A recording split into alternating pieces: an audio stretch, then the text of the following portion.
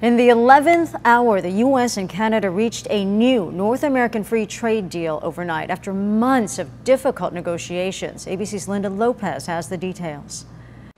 I'm thrilled to speak to the American people to share truly historic news for our nation and indeed for the world. The president touting his success in reaching a new trilateral trade agreement with Canada and Mexico to replace NAFTA. The deal reached just before a midnight deadline last night.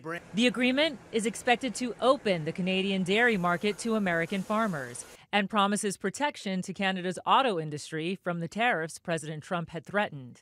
It comes after months of contentious back and forth between President Trump and Canadian Prime Minister Justin Trudeau.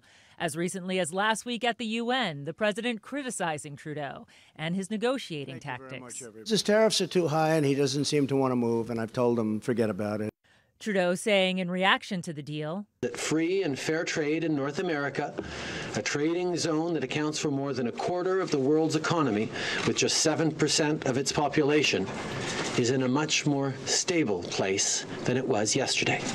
And Canada and the U.S. releasing a joint statement saying the deal would result in freer markets, fairer trade, and robust economic growth in our region.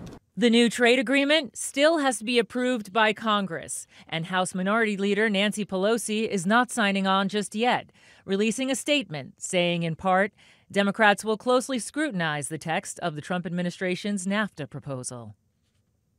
But Wall Street is welcoming news of the agreement. Stocks opened broadly higher today and continue rising, even though Congress is not expected to take up the deal until 2019. Linda Lopez, ABC News, New York.